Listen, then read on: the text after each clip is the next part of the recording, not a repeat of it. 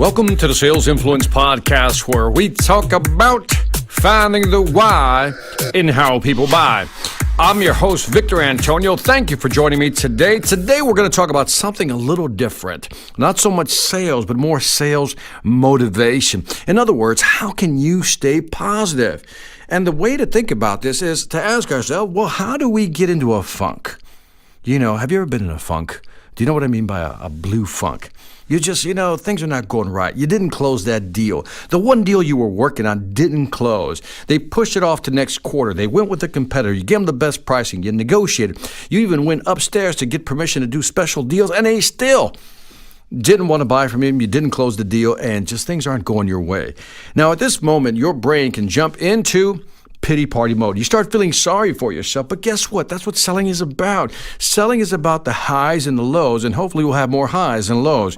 But how do we stay positive? Well, the first thing is to be aware that when you go negative, when you really go into a negative state, you're really just injuring yourself. Because reality outside of you is not changing. See, it's all in your head. You can go negative in your head all you want, but the reality is the reality. In other words, we need to do something. So, first, our brain is always wanting to go negative sometimes. You ever get that feeling where, your brain always leans towards negative. It always wants to think the worst. And the best people who stay positive in sales always push the needle the other way. They always stay positive. So first of all, if you think about it, feeling sorry for yourself, because let's call it what it is, you start feeling sorry for yourself is a waste of time. It just uses up more mental energy. You feel sorry for yourself and you start, bad-mouthing yourself. You ever start talking to yourself in a bad way? I knew I wasn't good. I know I'm not good at selling. I knew I couldn't sell. I'm just not cut out to be a salesperson. I'm just not good at this. And as soon as you do that, all you're doing is you're basically creating this negative feedback loop of information, the negative information, which then generates these negative emotions, right? Negative thoughts generate negative emotions, which generate negative behavior. And negative behavior is you decide not to pick up the phone and make any calls. You decide not to reach out to your prospects because you're kind of frustrated. What's the point? What's the point, Victor? No matter what I try, deals go bad. So as soon as you let your brain go negative, again, the emotions go negative, and all of a sudden your behavior is negative, which means you will not take any action. And guess what happens? It becomes a doomed, self-fulfilling prophecy. When you go negative, your emotional state is negative, your behaviors are negative, which means you're probably not taking any action.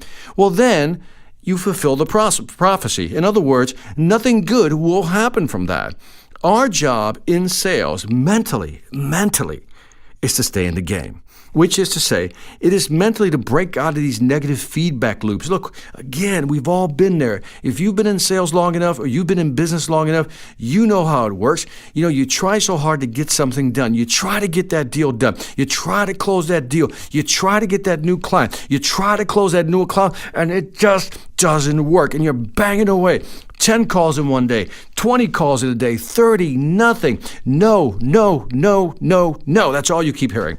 And it's easy for our brains to just say, you know what, that's it, I'm done. But again, what I want you to start thinking about is we push through, because this is part of the game of selling, right? Call it the law of averages. The more I try, the more, I'm going to get something. Something eventually is going to break through. Something is going to happen. So I want you to always stay positive. Even if your brain wants to go negative, stay positive. What's the best way to break out of that negative loop? Take action. There it is. That simple. Take action. In other words, do something. You know what? If the deal fell through, have your 5-second pity party. If you want to feel sorry for yourself, take 5 seconds to do it. But then pick up the phone and call the next client. Let's get back on that horse again. Let's do the next presentation. Let's call that client, the next one up. When they say no, I always say, you say next. They say no, you say next. They say no, you say next. On to the next one. That's the mindset. Read a book. Read something positive. Listen to a great podcast like this one.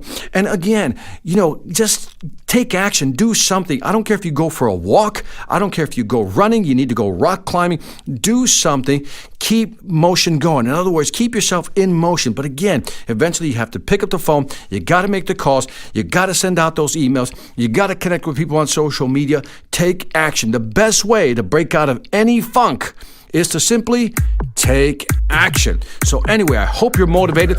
That's it for this Sales Influence podcast. Don't forget to leave me some feedback on iTunes, Stitcher, or YouTube. Let me know what you think. I'd greatly appreciate it.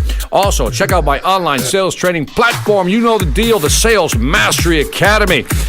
Just put my new book up there, Sales Ex Machina, How Artificial Intelligence is Changing the World of Selling. We got some great courses coming up. We're going to add about 2 more new courses over the next month. And right now, we're about 25 different courses. So again, if you're serious about increasing your sales ability, go to salesmasteryacademy.us. That is salesmasteryacademy.us. Lastly, I want to thank you for listening. This is Victor Antonio, always reminding you, selling ain't hard when you know how. Take care.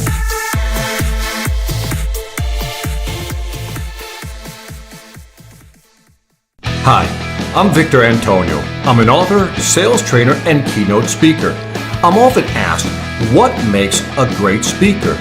Is it someone who delivers real content that the audience can use? Is it someone who engages the audience so they're part of the learning experience?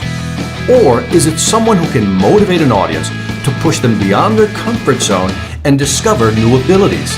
The answer is yes. But the most important thing to remember is that I'm not there to look good. I'm there to make my client look good. Simply put, it's never about me, and it's always about them.